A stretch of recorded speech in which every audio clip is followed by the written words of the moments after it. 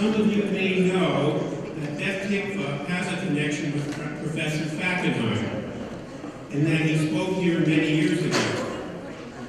My personal connection with Professor Fackenheim was that I was a member of CIJR for many years, as was Professor Fackenheim, and I still recall how much he was admired.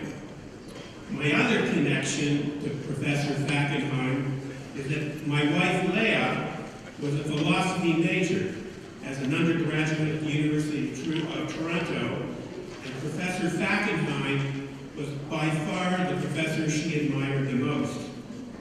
When I told her that Beth Tikvah was involved in the symposium, she excitedly dug out her essay on the Nazi Holocaust and Jewish faith. In this essay, she quoted Professor Fackenheim extensively, and I have to add that she received an A. So, we're changing the program slightly. Before our first part of the lunchtime program, we're privileged to have a video recorded by Elie Wiesel. Elie Wiesel, I think, is the one person in the Jewish world who literally does not require any introduction. He was a 1986 Laureate of Nobel Peace Prize, and his efforts and his writings go on. He was a colleague of Emil Fackenheim and would have liked to have been here tonight, but instead he sent a video presentation.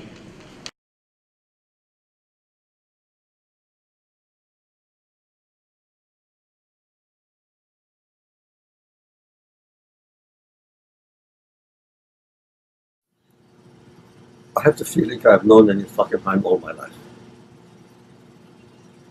Because since we met for the first time, it was so good, so profound, so all-encompassing, that he remained with me, even when I'm not with him.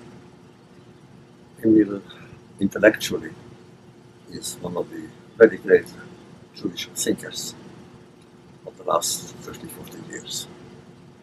And he continues to reverberate in the mind and hearts of so many.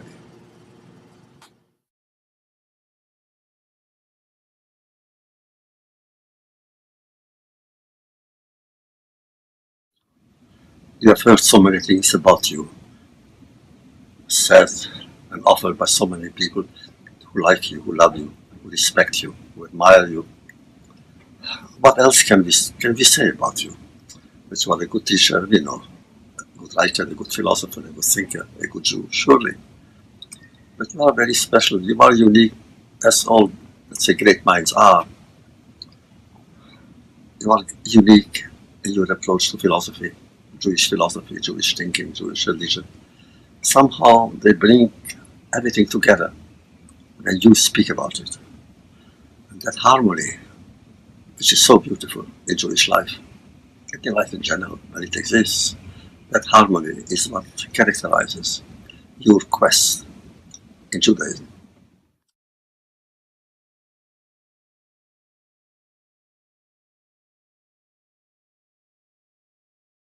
The fact that many young people who are interested in Jewish philosophy, he is a good teacher of Jewish philosophy. He knows it and he practices it.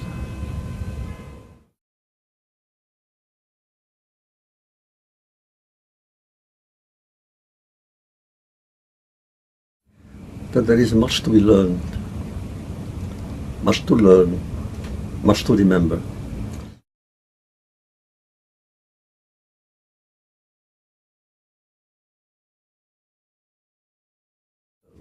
Since we have met for the first time so many years ago, we remained very close to one another, intellectually, Jewishly. We read the same books and we are interested in the same subjects. So he's a companion, an older companion, and he's good.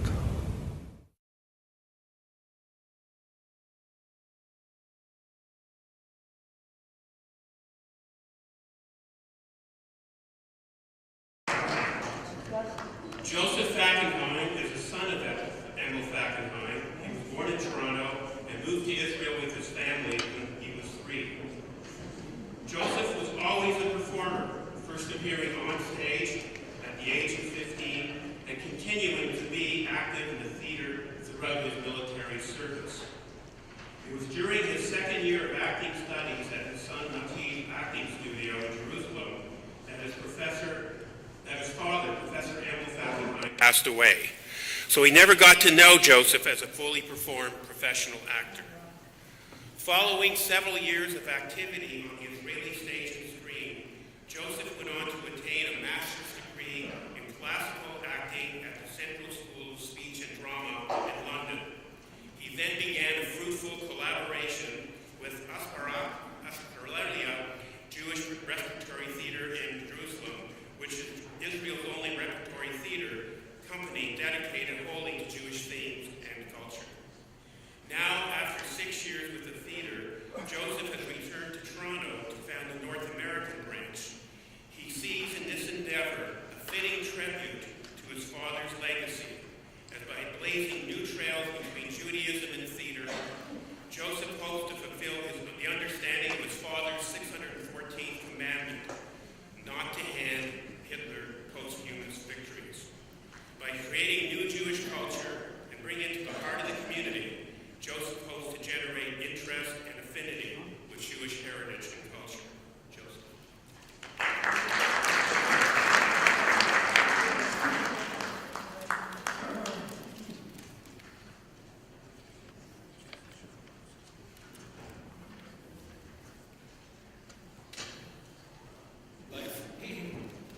Life is but a walking shadow, a poor player that struts and frets his hour on the stage and then is heard no more.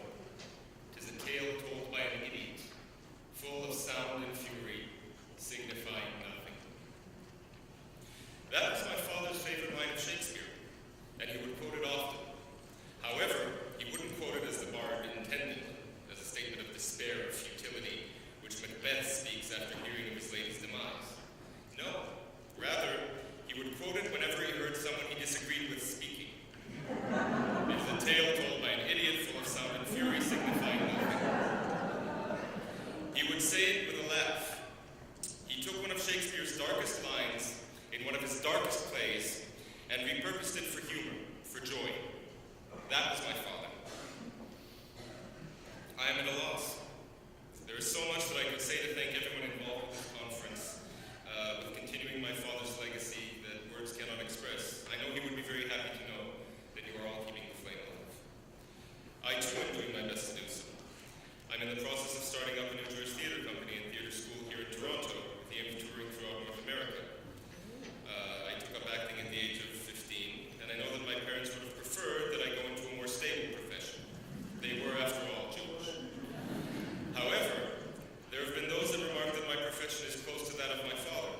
Philosophers have always busied themselves with questions on the nature of theater, all the way back to Plato. There's a fundamental dealing with questions of morality and human nature that I know my father would approve of.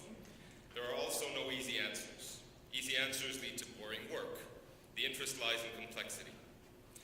I've recently moved from Israel to Toronto with my family, and this is the point where I would like to thank all our friends and family here that have made the move so easy and so warm with their welcome. But I know that my father would be displeased by this. I remember at my first wedding how he took the microphone and joked that he was happy that I was marrying an Israeli girl because that means I will stay here. And here I am. Not only have I left Israel, I've taken my Israeli wife and children with me. Personally, though, I feel that I can better serve Israel from afar. As the manager of a repertory Jewish theater company, in Israel I'm one of many. My voice gets lost in the Israeli hustle and bustle. But in North America, I'm one of few, and maybe my voice will carry farther. Also, this is my way of fulfilling my father's 614th commandment. By finding new ways to help people engage with Judaism and Jewish culture, I'm doing my part in denying Hitler the posthumous victory. As I'm sure we're all aware, Israel is experiencing hardship right now. Many things are happening, and many things are being said that may have been unthinkable just a few months ago. Many strong people who love Israel, many of them more informed on the subject than I, are raising their hands in despair, declaring the situation hopeless. Even as an Israeli, I have no witty comeback, no chutzpahdik retort, no cynical quip to counter this wave of violence. But if I've learned anything from my father, it is this: we mustn't give up. No matter how brutal, how ugly things are becoming, we must remain resilient, steadfast in our support of the very being of the State of Israel. Even as we occasionally disagree with its leaders, and even as we shudder to hear the latest atrocity. By devising the wonderful paradox of the 614th commandment, my father has given us the ultimate response to those who would vanquish us. However deep their darkness, so is the strength of our resolve. The darkness itself is our strength. I won't pretend to be as versed in my father's works as the people I'm privileged to share this stage with. I'm regrettably underread in his works, and I lack their skill to interpret them. I did, however, know him. I knew him in times of joy and sadness, and in times of personal hardship, and I knew him to be a man of his word. Emil Fackenheim practiced what he preached, even to a fault, even to the extreme of making Aliyah in his late 60s, moving from a safe place where he was recognized and lauded to a far more perilous place where he was largely shunned and ignored. Whereas he was welcomed and respected here, and we'd have visits from various colleagues and admirers on a regular basis. My siblings knew Elie Wiesel as Uncle Elie from Shabbat dinners. In Israel, at one point, he left Hebrew University in Jerusalem because of differences in political opinion. He was too far to the right. However, one time when he came across a Palestinian in the street who was stuck in Jerusalem and was trying to get money back to get back home, my father gave him 200 shekels. Such was my father. But nothing broke him. He continued his work until the very end, even on his deathbed in Shaarei Tzedek Hospital, where he was visited by friends and colleagues. He discussed dying with them as a concept, a philosopher till the end. I know that he would be happy for this conference. I know that he would be happy, but still he would tell us to finish up and go out and do something to support Israel. I know there is a rally happening today in support of Israel, and good for them. If this conference were not happening in tandem with it, I would be there too, as I'm sure many of you would as well. In closing, let me just say that I am thankful for all of you, thankful that my father's work lives on, and thankful that we are all here, ready and willing to continue what he cared for so deeply. Thank you.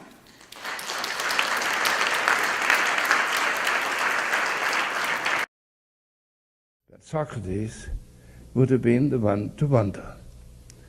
Now, in his own time, a celebrated statement, Socrates said, "I want to know whether I'm a monster more complicated and swollen with passion than the serpent Typhon, or a being of a gentler sort." Let's think of a Socrates today. He would have a vastly worse thing to wonder about. That serpent Typhon, in the first place, was just mythological. It didn't exist. In the second place, more important still, it wasn't human. But what had happened at Auschwitz and Kobno was human. And a Socrates today, if he had the radical thought he is credited with, would not have just been filled with wonder, a sort of curiosity which is some way idle and contemplative. He would have been filled with the wonder of horror by what fellow human beings were doing, and with the wonder of terror that if he was there, he might have ended up as the ashes to be trampled on or to be thrown into rivers. I can't imagine how Socrates would respond. But what he did say to his judges after he had weighed everything with contemplative rest, "You, my judges, go to life, and I, with the hemlock, go to death. Which is the better way? Only the gods know." Might he not have thought, with the horror and terror at Auschwitz, that death is a far better way? But that happened 50 years ago, and it happened only once. Maybe one should forget about it. Maybe one should say this is the exception that proves the rule. But here we listen to a second thinker, the greatest Socratic thinker of modern times, who was also, or tried to be, a Christian. Søren Kierkegaard. He lambastes the preachers of his time who says these days everything is well and we have no terrors to fear, we live in a bourgeois society. And if something terrible happened, it was only once and long ago. This is what Kierkegaard reads. Is the inexplicable then explained by the fact that it happened only once and long ago? Is not this explicable that it happened at all? And has not this fact that it did occur the power to make everything inexplicable, even the most explicable of events? The terrible event Kierkegaard was speaking of, being a Christian, an adherent of the Bible, was the destruction of Jerusalem as ordained by God. And what was shocking for him, and rightly so, that the innocent were destroyed with the guilty. So why did he remain a Christian? Because this was his response. It is edifying to be always wrong over against God. Now think once again of Kierkegaard today, and that's only 1 century later. In the Jerusalem that was destroyed, the innocent were punished with the guilty. At Auschwitz, there were only the innocent.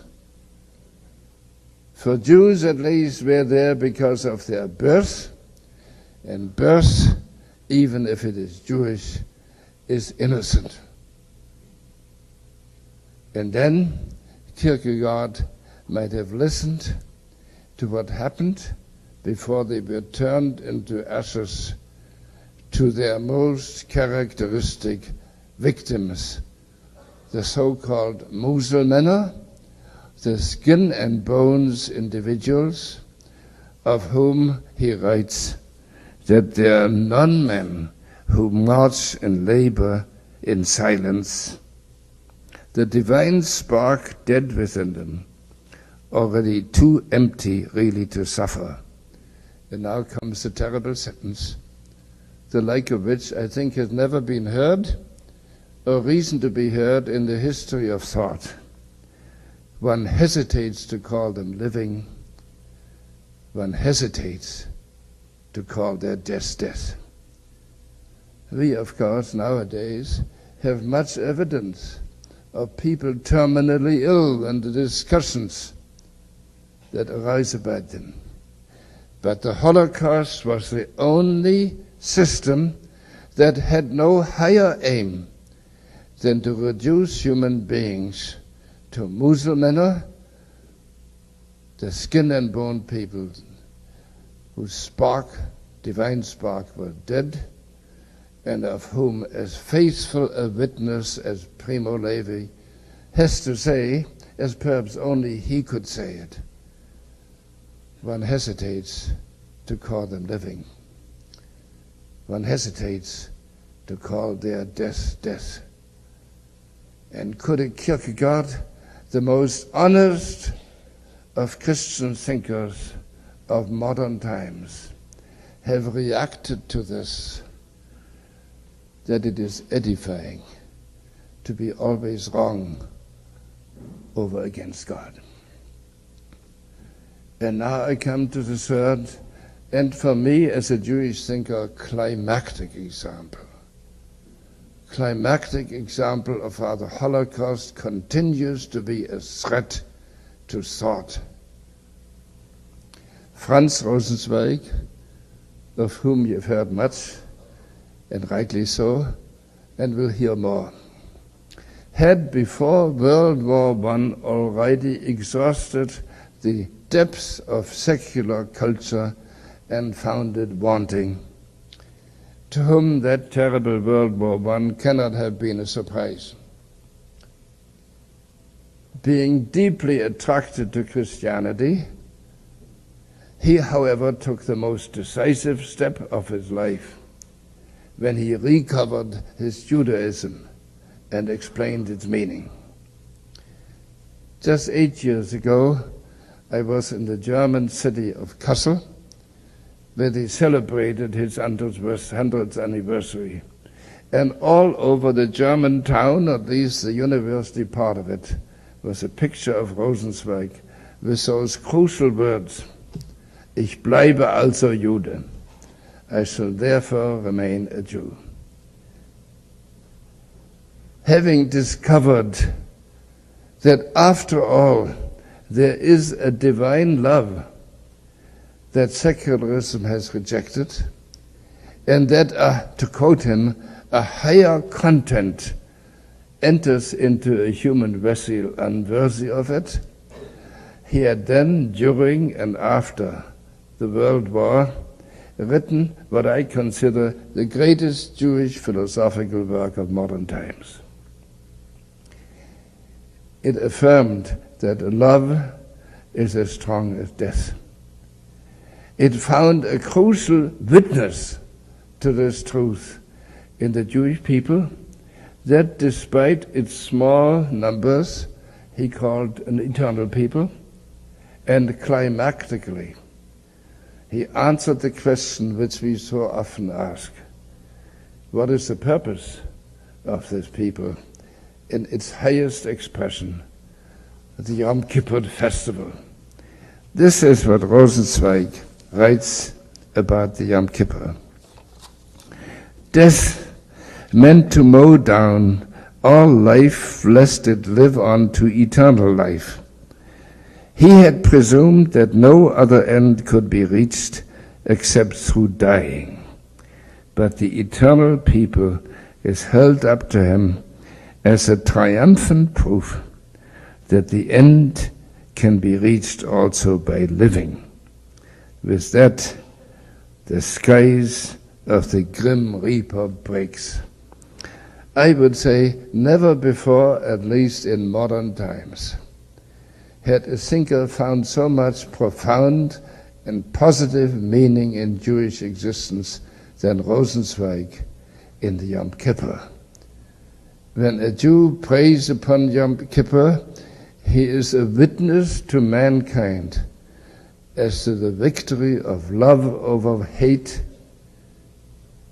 of life over death. And perhaps the most inspiring words of that book are the last.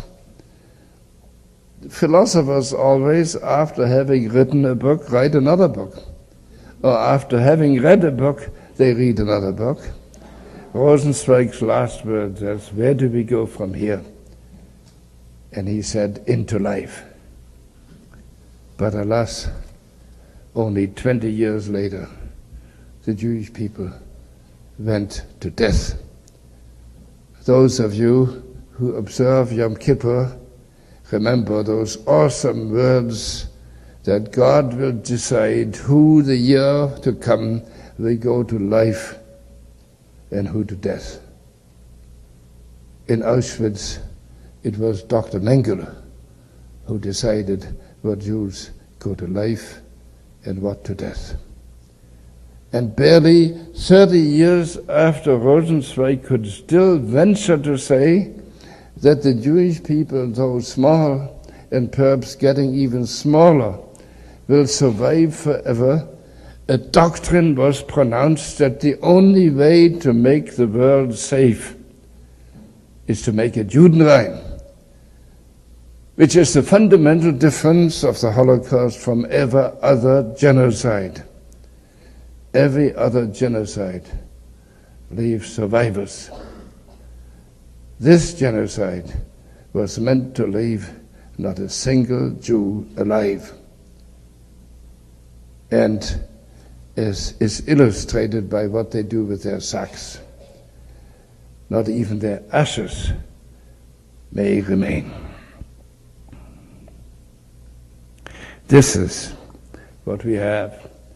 And this is what I call the continuing thread of the Holocaust to Jewish life, to Jewish thought.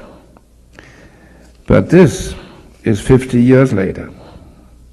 And what do we have 50 years later? Where the life must go on, where there is life, there is hope. These are the platitudes of common thought, but I would say they're also the common sense of thought.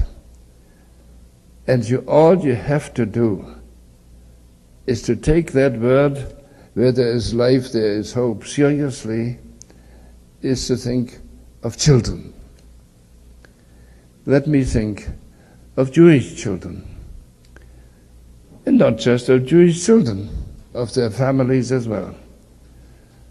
We have just celebrated Pesach, during which perhaps the greatest passage is, in every generation there are those who want to exterminate us, but God saves us from their hands. Should we abolish Pesach 50 years after Auschwitz? No way. Then more for the children we have Hanukkah. And there is an argument between the right and the left. What caused the salvation? Was it a miracle? Or was it force of arms? Shall we abolish Hanukkah? Because there was neither a miracle, nor was there, alas, force of arms. And then climactically, there is a children's festival par excellence, Purim. That's the day of the children, when they put on costumes of every sort. And when my youngest was younger, he thought Purim shouldn't be just one day, it should be a whole week. So it was his invention of how to skip school for a whole week. Should we abolish it?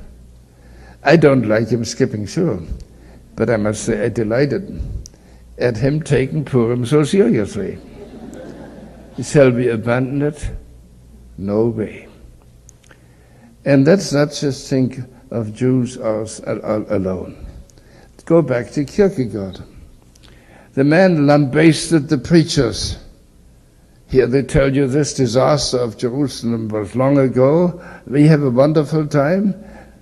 Should he abolish Christmas for the family? Let me stick my neck out and say this on behalf of my Christian friends. Should we abolish Santa Claus? I've always had a great affection for Santa Claus. Weird though he often might be, commercial though it might be, because of the children. And finally, what about Socrates? Socrates, when he is about to drink the cup of hemlock, shooed his wife and children away. They were laughing. They were weeping. That was a Freudian slip. In order to discuss some more philosophy. Well, I think maybe that brings out the Jewishness in me. He should have stopped philosophizing and tried to comfort his wife and his children. And I will say this. After Auschwitz, there should never be a philosopher again who doesn't at least know the names of his children. You know, we hear so much about Socrates. He's had children. Nobody ever mentions their names. So I would say, when you consider this, we have a clash. And the clash is often expressed by our trying to trivialize the Holocaust. We see the Anne Frank movie and go back inspired. Anne Frank's father, who survived, she says she believes in the goodness of man, and she puts me to shame. I don't know whether her father ever said that. That shouldn't have been stressed in the movie. But it doesn't tell us what happens to Anne Frank afterwards, which meant that the belief of that young girl in the goodness of man was, alas, tragically mistaken. Now, I could give hundreds of examples where we try to find some comfort in a story in which there is none. And a great writer, Professor Langer, has published last year a book with an incredible title, Admitting the Holocaust. I think Professor Hilberg will now understand what that means. I must say now, I shudder to think what would have happened if I had not overcome my aversion and read Philip Miller's book just before I came here. Nobody has said anything about this, and I just assume either they didn't understand it, or like me, they wouldn't read the book.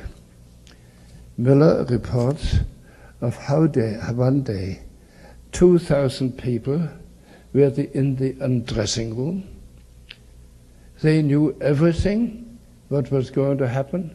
They knew resistance was hopeless. They knew that screaming and crying would only make it worse for the children. So they were quiet.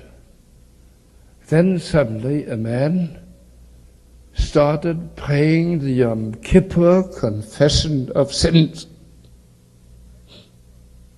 Then they started crying, but as Miller reports, not of fear or despair, but out of religious enthusiasm.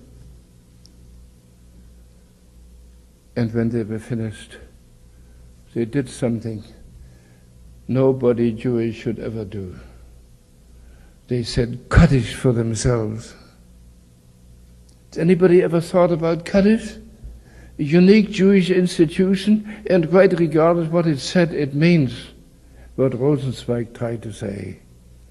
There's a Jewish continuity. And woe unto you if you don't have a child to say Kaddish for you. There is this continuity which for Rosenzweig was the beginning of the testimony of the Jews to eternity. And now he had Jews saying Kaddish for themselves because they knew there wasn't going to be anyone.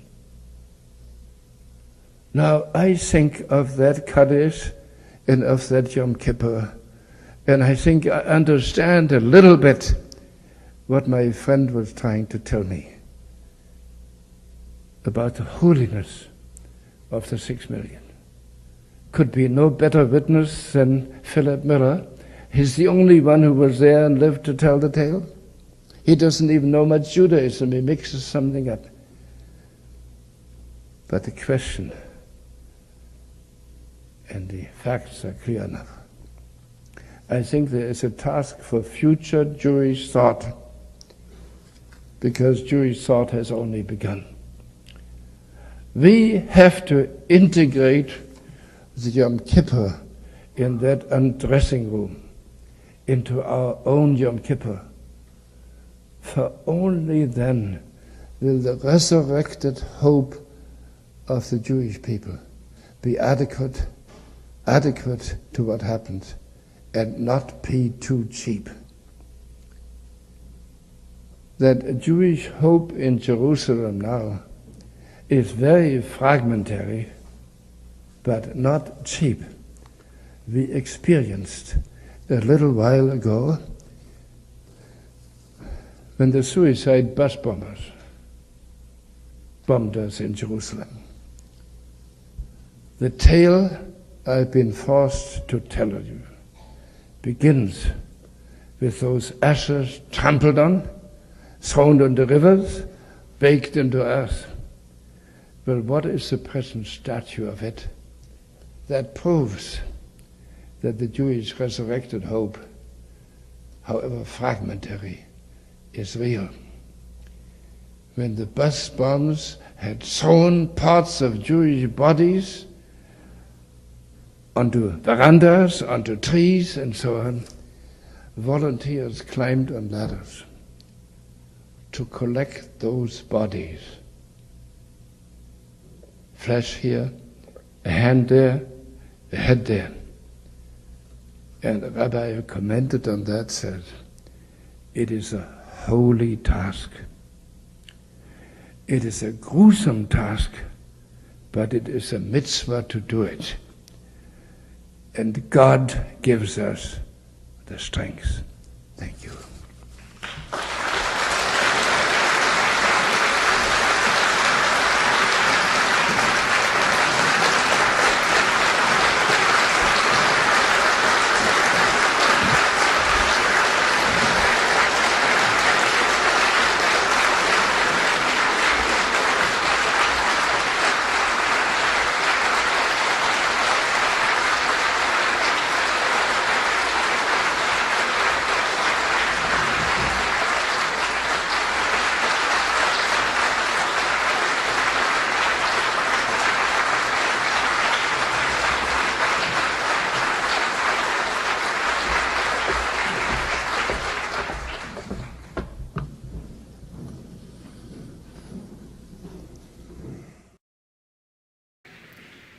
Today's keynote address will be delivered by outstanding Jewish American scholar and author Rabbi Irving Greenberg.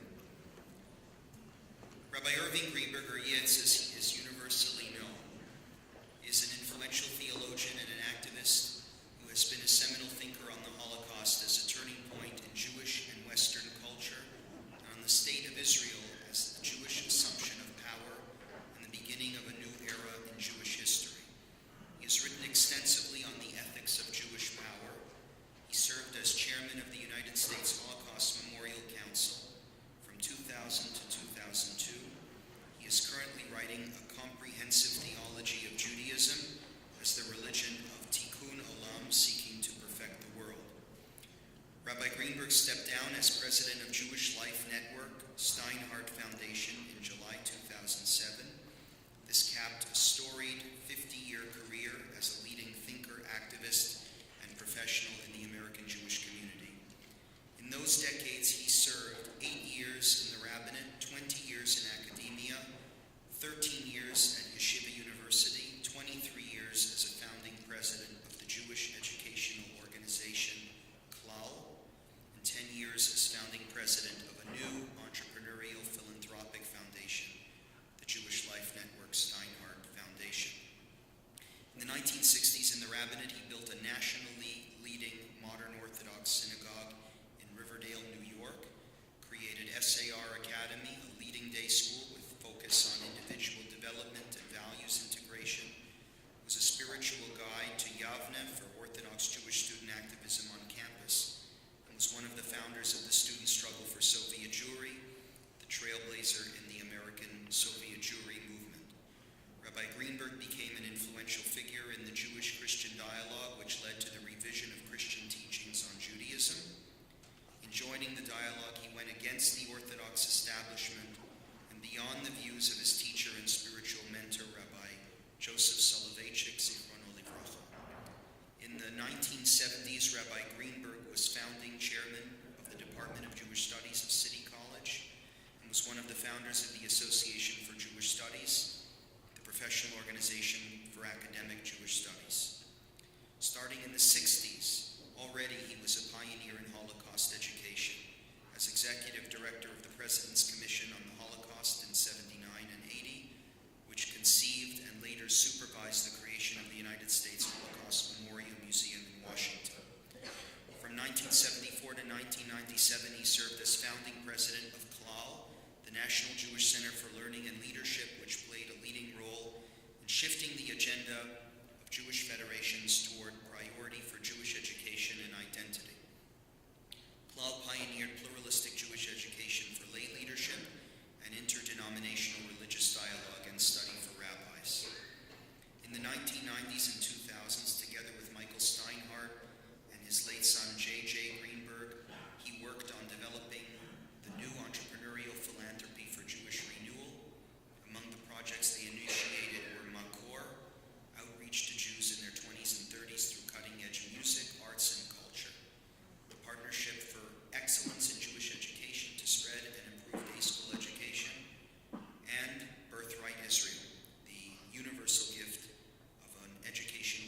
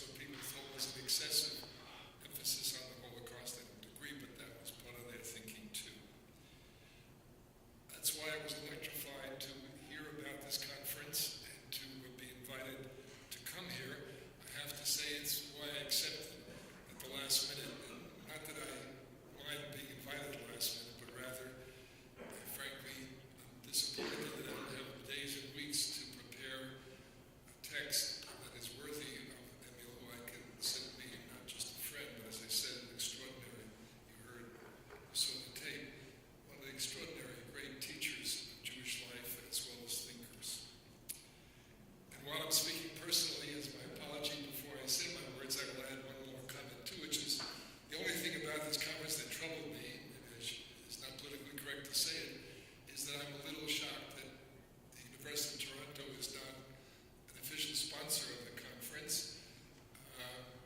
He was, as you heard, an adornment of their Department of Philosophy and Religious Studies for many years. And while I appreciate to have three outstanding scholars here, so the university can say, well, we made our contribution, but the fact that it's not sponsored, again, I hope it's not because of the hostility or the distancing from Zionism that has come to characterize many academic settings. So let me get that off my chest and get to the topic before us. What in particular do I consider to be the measure of Emil Fackenheim's greatness as a Jewish thinker?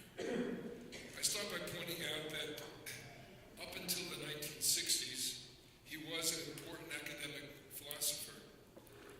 He was significant and already influential as a kind of an ahistorical, existentialist, religious thinker and writer. One who was trying to help people come or develop a language for religious seeking in what was a rational and secularizing culture. And he also represented a kind of a liberal opening, maybe reopening, to neo-orthodoxy and to a sense of the seriousness and the demand that is in all religion. And of course, one who, again, developed an understanding that made it possible to think about God and religion in a more existentially serious and demanding way. However, despite all these contributions, despite his own personal history, and to remind you, he was ordained at the Hochschule for Wissenschaft des Judentums in the liberal seminary in Germany in 1939. At the moment, the last class, at the moment that it was being crushed, and by the Nazis, he was in fact ordained, for which ordination he was rewarded by internment in a concentration camp.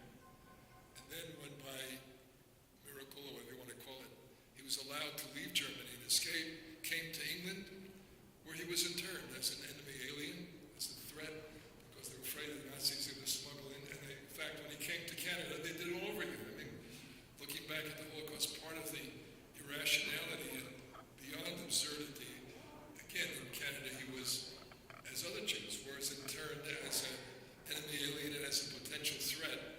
Presumably all these Jews were going to be Nazi spies and warriors when they came here. He got through all that, but despite all that, he in fact did not talk or write about the Holocaust. And it's not just because he lacked the experience that had a profound impact on him. It was the fact that in respectable academic philosophy and thought, personal adventures and personal life, not to mention the concrete details of history, was not respectable as a kind of a basis for inclusion or in serious thought. I mean, this is very much the if you will, the high modern period, in which case, logic, reason, and these kinds of ahistorical philosophy was the only basis for respectable.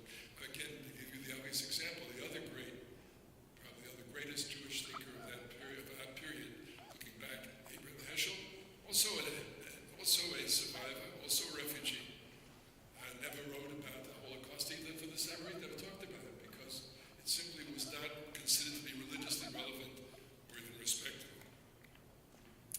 It was in the mid-1960s that I had the privilege of meeting him for the first time, and of course it was the mid-1960s at that Canadian Center, which again, Montrealers here will remember was brought together by David Hartman, in which a group of pluralist rabbis was invited and in which we came together. And it's at that point that he made his major breakthrough in terms of coming not only to confront the Holocaust, but to grasp the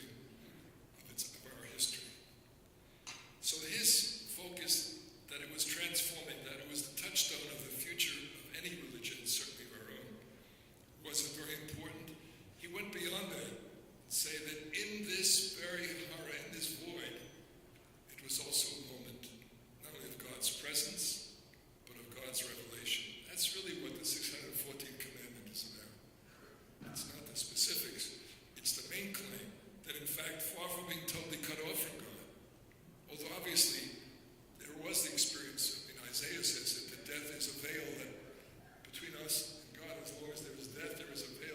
Well, this was a thick hijab, I don't know, a complete blockage. Nevertheless, in that moment itself was God's presence, and in that moment itself was literally revelation. What 614 is about is that we heard, we connected, and of course individual Jews, and that was again part of his later writing, resisted by making the connection, by renewing their religious activity, by doing it in defiance and so on. But it was deeper than that. He was trying to say that this is a revelation to which every Jew who confronted the Holocaust, who came to experience it again, as we experienced the Exodus in our mitzvot and our halacha, as we experienced the Churban in our halacha, every Jew who experienced this event would understand and hear this commanding voice. But the commanding voice, I want to remind you, said was simply not to despair, not to lose hope, not to be overwhelmed by the disaster, by this catastrophe, not to lose hope and to despair, but lest, as he said, lest the Jewish people perish, not to give up or lose the memory, lest the survivors and that record perish, not to despair of God, lest Judaism perish, and not to despair of the world, lest we lose the understanding that our teaching and our faith and our belief that it will yet be made into the kingdom of God, that it will yet be perfected. So this whole teaching, this whole structure was extremely, I believe, transforming in that Judaism could not go on as before, and then he proceeded in God's presence in history, the book that expressed his responses and his developing response to the Holocaust. That's what the experience talks about, root experiences and epic-making events that literally reshape. And that Judaism has all the way through, that it's not to be simply established as a set of syllogisms and religious axioms, that in fact all the way through its history has been responding, that God's presence has come in historical events, that the Jewish religion's response, the Jewish people's response, the revelation and the response both mark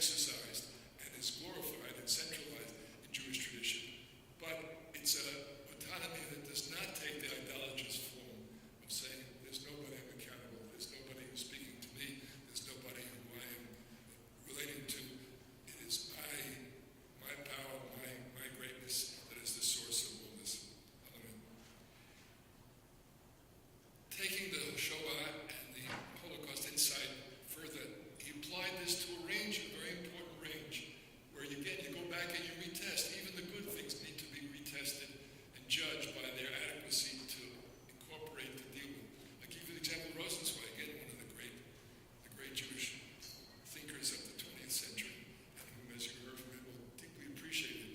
But he also came to see that Rosenzweig, as part of his great search and development, came up with this image of Christianity as the pilgrim religion going through history, dealing with the challenge of history, and Judaism as that religion that stepped out of history to be a kind of an ideal and permanent, eternal model for the world. And of course, what the Holocaust showed was the total collapse of that idea, that in fact Judaism could not stay out of history. That's of course the weakness and the failure of the Haredi response to the Holocaust too. The failure to see that you no longer have the luxury. It wasn't a luxury, it was an imposed pariah status by the Gentiles, but that was turned into a positive thing. We're out of history, but we relate to God and we live in our Kabbalistic centrality. What Fackenheim showed is obvious is that that luxury is not available. That is the path of death. If the Jews remain out of history, they would have, in fact, they will be destroyed as they were destroyed in this case when, as a powerless people, they were swept up in the Nazi time. So the Jews had to go back to history, and that, of course, leads to a second revision, and again, the approach to Zionism, to understand that Israel is not a recompense for the Holocaust. It's not a consolation prize. It's not, for that matter, also not simply an outgrowth of the Jewish tradition, which has, of course, this great Zionist longing all these years. But it's above and beyond. What it is the response, the Jewish response to the Holocaust. Taking catastrophe, and instead of yielding to it, you transform it into a spur, into a driving force for renewing life, for renewing redemption, for showing that people can take power and use it for life, and for constructive. And in fact, Israel is a model in every way, I would argue. Bringing immigrants in.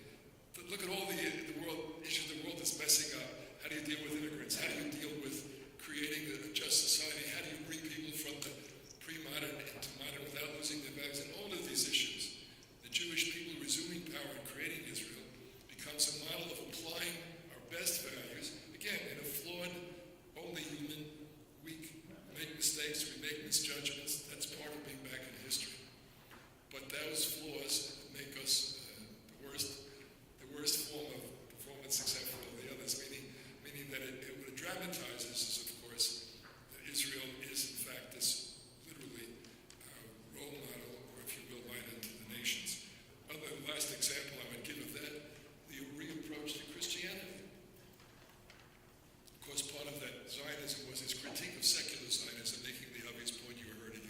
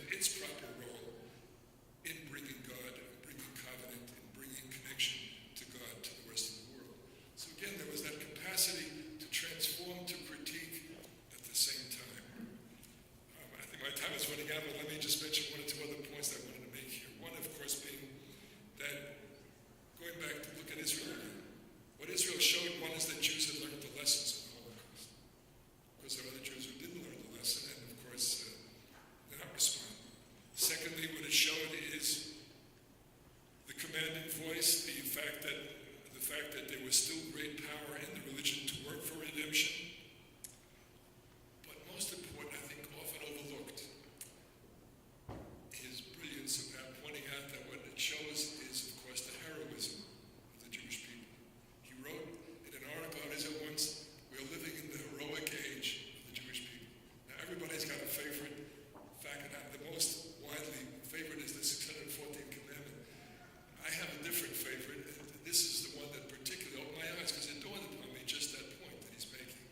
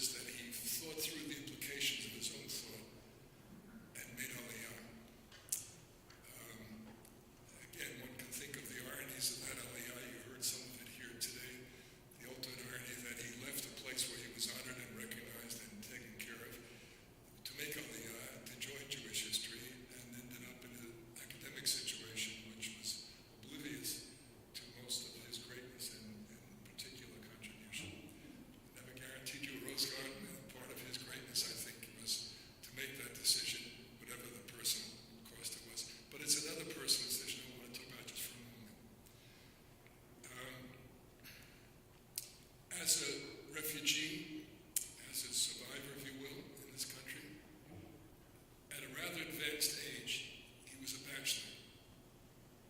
And of course, he met Rose in a class.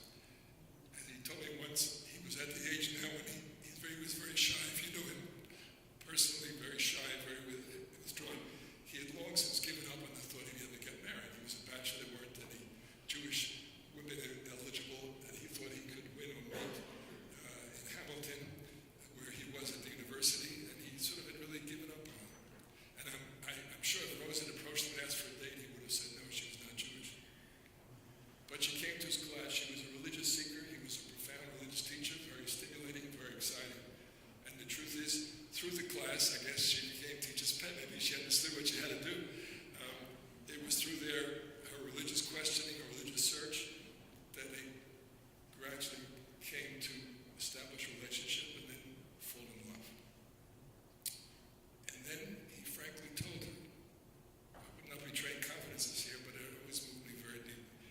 He said to her, this has to stop, because to me, the Jewish people, I cannot live with the thought I would not have Jewish children, I would not have a Jewish home, and so we have to stop. And she said to him, she didn't want to stop, and she understood the love, and she didn't want to give it up. And so she said to him,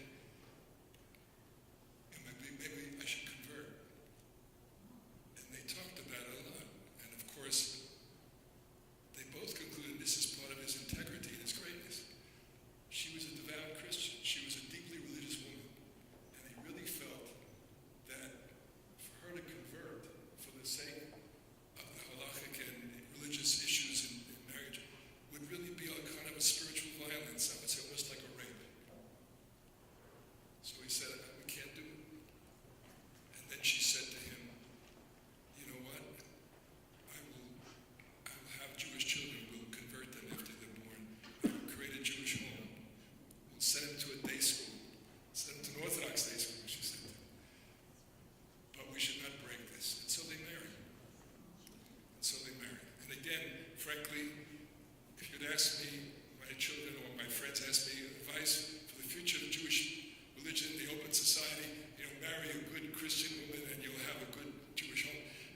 Believe me, I would not. It's somewhat counterintuitive and counterlogical. But that's what happened. That's the reality. And again, I often think liberal Jews have failed to understand that. Instead of simply surrender, well, intermarriage is not. Rick Jacobs said, it's like go fight the law of gravity. The point that Emil's experience shows to all of us is that the problem is not intermarriage. The problem is the intensity, the depth, the commitment of the Jewish partner. You raise that intensity, then intermarriage can be a form of recruitment, of convert, or in this case, even more improbable, create a Jewish home of intensity and meaning. Having said this, it's a little bit like the irony of his Aliyah. We were close friends for many years, and I watched with fascination and to some extent one, maybe horror. Rose is a deeply devout Christian, amazingly good at creating a Jewish home. But as a devout Christian who confronted the Holocaust because he was teaching it and he was learning it, and I watched, as I said, half with shock and half with awe, as the Holocaust shattered, devoured, consumed her Christian faith. And what probably made it happen even more devastatingly was because we were getting the Christian church in Canada, the early anti-Zionism, and so they spent that last decade of the 70s and before the fighting, and she was fighting against all these trans anti-Zionism, which of course was a cover anti-Semitism. And I think that really finished off her capacity to affirm as a Christian. By the time they went to Israel, her Christian faith had collapsed and was in ruins. And in Israel, swept up in the current of Jewish life and Jewishness when she ended up converting to the Jewish people and to Jewish religion. So again, not every decision, even the right ones, end up quite the way you think it is. Just as his Aliyah didn't end up quite with the happy ending we all wished for him he deserved. But my point only is, he's an amazing role model that I think both liberal and Orthodox Jews have